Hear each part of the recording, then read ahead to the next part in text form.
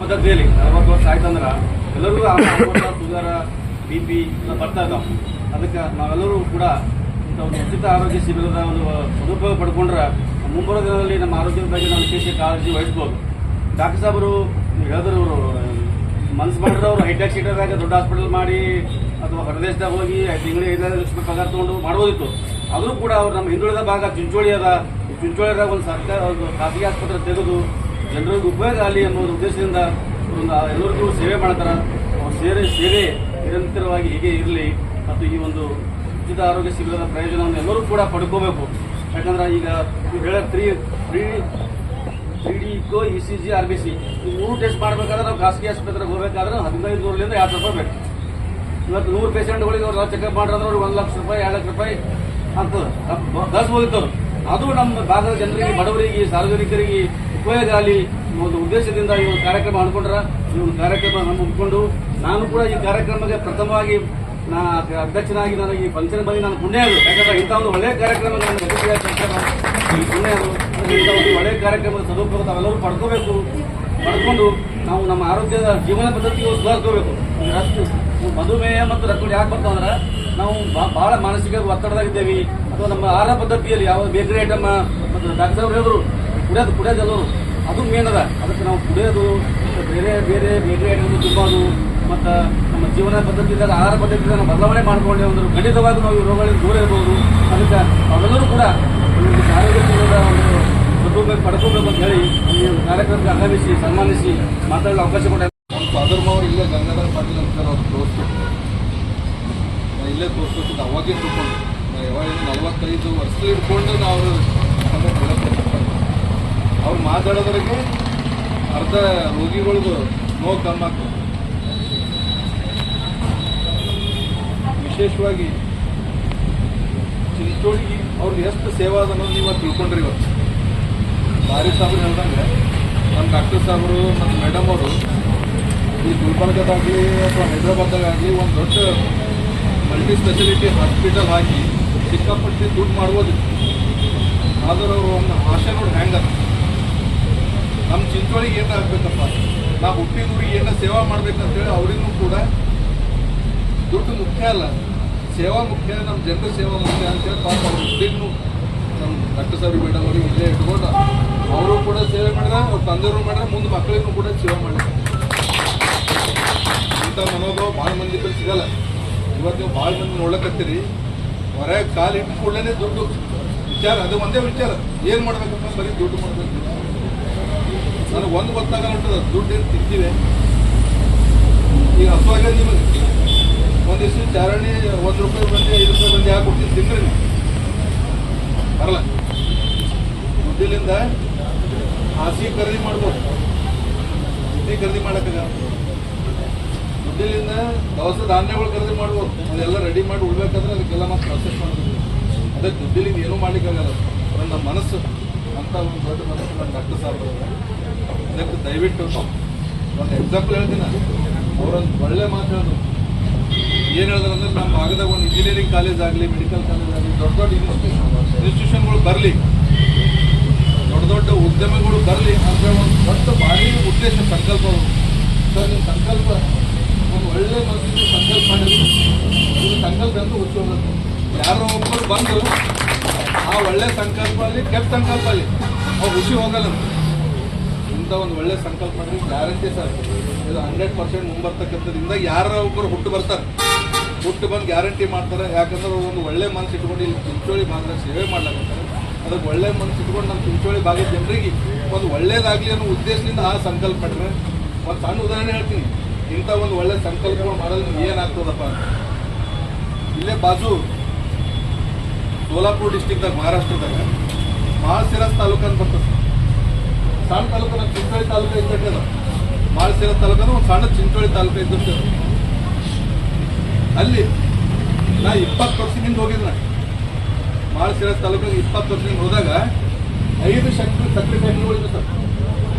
5 ಸಕ್ಕರೆ ಫ್ಯಾಕ್ಟ್ರಿ ಎಂಥವಂದ್ರೆ ಈಗ ನಮ್ದು ಹೆಂಗೆ ಇಥಿನಲ್ ಫ್ಯಾಕ್ಟ್ರಿ ಅದಲ್ಲ ಅಂಥವು 5 ಸಕ್ಕರೆ ಫ್ಯಾಕ್ಟ್ರಿಗಳು ಒಂದು ಸಣ್ಣ ತಾಲೂಕದಾಗ. ಈಗ ನಮಗೇನಾಗ್ಯದ, ಒಂದು ಸಣ್ಣ ತಾಲೂಕಿಗೆ 1 ಸಕ್ಕರೆ ಫ್ಯಾಕ್ಟ್ರಿ ಹಾಕೋದು ಸಾಕಪ್ಪ ಅಂತ ನಾವು ವಿಚಾರ ಮಾಡ್ಲಕತ್ತೀವಿ ನಮ್ದೆಲ್ಲ ರೈತರು. ಅಲ್ಲಿ ಅರ್ಧ ಎಕರೆ ಇರ್ತಾವ ರೈತನು ಕೂಡ ಕಾರ್ ಮೇಂಟೈನ್ ಮಾಡ್ತಾರೆ ಸರ್ 20 ವರ್ಷ ಈಗ ಹೆಂಗ ಈಗ ಹೋದ್ರೆ ಅದು ವಿಚಿತ್ರದು.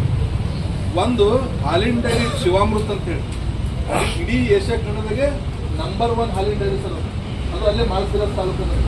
ಆ ಕಬ್ಬಲಿಗೆ ಬಂದಂತ ಏನು ಬರ್ತಾವ ವಾಡೆ ಸುರಿದು ಎಮ್ಮೆಗಳಿಗೆ ಆಕಳುಗಳಿಗೆ ಹಾಕಿ ಹೈನುಗಾರಿಕೆ ಮಾಡಿ ಅದನ್ನು ಅವರು ಹೆಚ್ಚಿಗೆ ಉತ್ಪನ್ನ ಮಾಡಲಿ ಅವ್ರ ಒಂದು ಜೀವನ ಮಟ್ಟ ಸದೃಢ ಮಾಡೋ ಸಲುವಾಗಿ ಅಲ್ಲಿ ಒಬ್ಬರು ಒಂದು ಫ್ಯಾಮಿಲಿ ಇತ್ತು. ಸಾವಿರ ಹೇಳಿದಾಗ ಅಂಥ ಫ್ಯಾಮಿಲಿಗಳು ಹುಡ್ಕೋಬೇಕೀಗ. ಅದ ಫ್ಯಾಮಿಲಿ ಹೆಸರು ನಮಗೆ ಮೋಹಿತೆ ಪಾಟೀಲ್ ಅಂತ.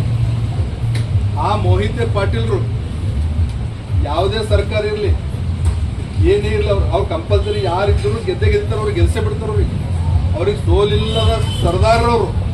ಯಾಕೆ ಜನರು ಸೇವೆ ಮಾಡ್ಲಿಕ್ಕಂತಾರೆ, ಸಹಕಾರ ಕ್ರಾಂತಿ ಮಾಡಿದ್ದಾರೆ. ವಸ್ತು ಏನು ಮಾಡಿರಲ್ಲ, ಫ್ಯಾಕ್ಟ್ರಿಗಳಾಗಲಿ ಶಿವಾಮೃತ ಏನು ಡೈರಿ ಆಗಲಿ ಎಲ್ಲ ಸಹಕಾರ. ಆ ಸಹಕಾರ ಒಂದು ಇದರಿಂದ ಮಾಡ್ಬೇಕಂತ. ಹೀಗಾಗಿ ಅಲ್ಲಿ ಹಂಗಂತ ಒಂದು ನೀವು ನೋಡಿದ್ರೆ ಪರೇಶಾನ್ ಆಗ್ತೀರಿ ನೀವು. ಈ ಚಿಂಚೋಳಿ ನೋಡ್ರಿ ಇದೆಲ್ಲ ಹಿಂಗಂತವ್ರು ಹೋದ್ರು. ಇದಕ್ಕೆ ಭಾಳ ಡಿಫ್ರೆನ್ಸ್ ಅದ. ಗುಲ್ಬರ್ಗ ಏನಿಲ್ಲ ಅದ ಮಾಳ್ಸಿರಸ್ ತಾಲೂಕಿಂದು ಅಕ್ಲೂಸ್ ಅಂತ ಅಕ್ಲೂಸ್. ಅವ್ರು ಅಕ್ಲೂಸ್ದವರು ಮಾಳ್ಸಿರಸ್ ತಾಲೂಕಿಗೆ ಹೆಂಗೆ ಸುಲೇಪೇಟ ಚಿಕ್ಕದವ್ರಿಗೆ ಹಂಗೆ ಅಕ್ಲೂಸ್ ಅಂತ ಬರ್ತಾರೆ. ಆ ಅಕ್ಲೂಸ್ದವರು ಮೊಹಿತೆ ಪಾಟೀಲ್. ನೀವು ಹೋದ್ರಪ್ಪ ಅಂತಂದ್ರೆ ಆ ಬಸ್ ಸ್ಟ್ಯಾಂಡ್ 5 ಸ್ಟಾರ್ ಹೋಟೆಲ್ ಇದ್ದಾಗ ಬಸ್ ಸ್ಟ್ಯಾಂಡ್ ಎಂಟ್ರೆನ್ಸ್. ಹಂಗೆ ನಮ್ಮಲ್ಲಿ ಇಚ್ಛಾಶಕ್ತಿ ಇರಬೇಕು.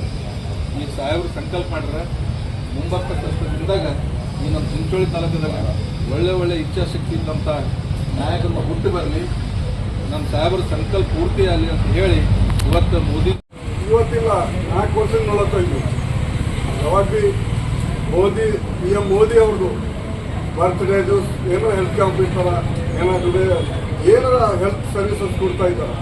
ಇವತ್ತು ಭಾಳ ನಾವು ಇಡೀ ತಾಲೂಕಾ ಚಿಂಚೋಳಿ ಕಡೆಯಿಂದ ನಾ ಅಭಿನಂದನೆ ಹೇಳ್ತೇನೆ. ಆ ಥರ ಹಾಸ್ಪಿಟಲ್ ಮ್ಯಾನೇಜ್ಮೆಂಟ್ದವರಿಗೆ ಸ್ಟಾಫ್ದವರಿಗೆ ನಾವೆಲ್ಲರ ಕಡೆಯಿಂದ ಅಭಿನಂದನೆ ಸರ್. ನೀವು ಬಹಳಷ್ಟು ಸೇವಾ ಇಲ್ಲಿಂದಿಲ್ಲ ನಾವು ನೋಡ್ತಾ ಇದ್ದೀವಿ. ನಿಮ್ಮ ಸೇವಾ ನಮ್ಮ ತಾಲೂಕಿಗೆ ಯಾವಾಗ ಭೀ ಇದೆ. ನಾವು ಹನುಮಂತರಾವ್ ಕಾಟಾಪುರ ಸಾಬ್ ಅವಾಗ ಡಾಕ್ಟರ್ ಸಾಬ್ ಅವರಿಗೆ ನೋಡ್ತಾ ಇದ್ದೀವಿ. ಅವ್ರು ಸಣ್ಣವಾಗಿದ್ದಾಗ ಡಾಕ್ಟರ್ ಜೊತೆ ಇಷ್ಟು ಹೋಗ್ತಾ ಇರ್ತಾವೆ. ಅವಾಗಲೇ ನೀವು ಬಂದು ಸೇವೆ ಮಾಡ್ತಾ ಇದ್ದೀರಿ. ನಿಮ್ಮ ಮಕ್ಕಳು ಎಲ್ಲಿನೂ ಇದೆ ಬೆಂಗಳೂರು ಅಂತ ಒಳ್ಳೆ ಪ್ಲೇಸ್ದಾಗ ಹೋಗಿ ಫಾರಿನ್ ಹೋಗಿ ನೀವು ಕೆಲಸ ಮಾಡ್ಬೋದು, ಸೇವೆ ಮಾಡ್ಬೋದಾಗಿತ್ತು. ನೀವು ಬೇರೆ ವೆಲ್ತ್ ಬಹಳಷ್ಟು ಗಳಿಸ್ಬೋದಾಗಿತ್ತು. ಅಂದರೆ ನೀವು ಯಾಕೆ ನಮ್ಮ ತಾಲೂಕಾ ಬಂದಿದ್ದು ಸೇವೆ ಮಾಡ್ಬೇಕು ಅಂತ ಯಾಕೆ ಬಂದಿರಿ? ನಿಮ್ಗೆ ನನ್ನ ಮನ್ಸದ ನಾವೇ ನೋಡ್ತೀವಿ. ಹ್ಯಾಂಗ್ ನಮ್ಮ ಚಿಂಚೋಳಿದಾಗ ಈಗ ಹೇಳ್ತಾರೆ ಈ ಸಲ ನಮ್ಮ ಮೋದಿಯವ್ರದ್ದು ಒಂದು ಕಾನ್ಸೆಪ್ಟ್ ಅದ. ಇಡೀ ಜಗತ್ತಾಗೆ ಕಾನ್ಸೆಪ್ಟ್ ಅದ, ದೇಶ್ ಫಸ್ಟ್. ಏನ್ ಮಾಡ್ತೀವಿ ನಾವು ಕಂಟ್ರಿ ಸಲುವಾಗಿ ನಮ್ಮ ದೇಶ ಸಲುವಾಗಿ ಬಾಳ್ಬೇಕಂತ ಕರ್ತಿ, ದೇಶದ ಮೊದಲು ಬರ್ಬೇಕಂತ ಕರ್ತಿ ಏನ್ ಮಾಡ್ತಾ ಇದಾರೆ ಅದೇ ಕಾನ್ಸೆಪ್ಟ್ ಅವರು ಕಾಟಾಪುರ ಸಾಹೇಬ್ ಮಾಡ್ತಾ ಇದ್ದಾರೆ. ಅವ್ರಿಗೆ ಅಭಿನಂದನೆ ಹೇಳಿ ನಾವು ಡಾಕ್ಟರ್ ಗಫಾರ್ ಸಾಹೇಬ್ ಇಲ್ಲೇ ಲೋಕಲ್ದವ್ರು ಯಾರ ಚಿಂಚೋಳಿ ಬಾಜು ಪಕ್ಕದಾಗ ಒಂದು ಹಳ್ಳಿದಾಗ ಸಣ್ಣ ಸ್ಕೂಲ್ದಾಗ ಓದಿ ಈ ತರ ಆಗಿ DHO ಆಗಿ ಅವ್ರು ಭೀ ಕೆಲಸ ಮಾಡ್ತಾರೆ. ಅವ್ರು ಭೀ ಅಭಿನಂದನೆ ಹೇಳ್ತಾ ಇದ್ದೀನಿ. ಯಾವ ತರ ನೀವೇನು ಆಶಾ ಇಟ್ಟಿರಿ ಇಂಥ ಚಿಂಚೋಳಿದಾಗ ಇಂಜಿನಿಯರಿಂಗ್ ಕಾಲೇಜ್ ಸಲುವಾಗ ನಾವು ಎಲ್ಲರೂ ಕಲ್ತು ಪ್ರಯತ್ನ ಮಾಡೋಣ, ದೇವ್ರಿಗೆ ಬೇಡ್ಕತ್ತೀವಿ.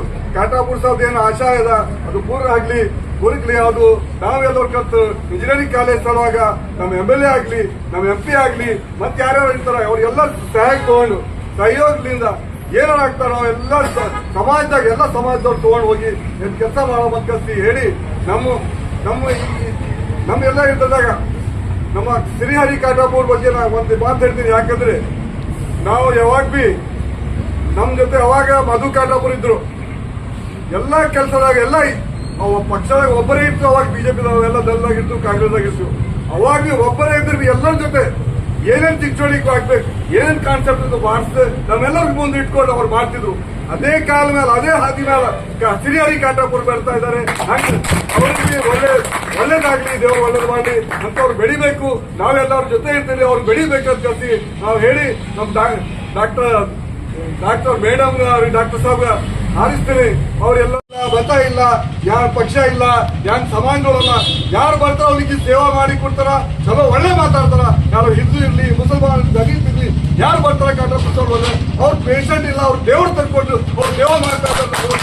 ಅವ್ರಿಗೆಲ್ಲ ಒಳ್ಳೇದಾಗ್ಲಿ ಅಂತ ಹೇಳಿ ಇವತ್ತು ನಮ್ ಕರೆದು ನಮ್ ಸನ್ಮಾನ ಮಾಡಿ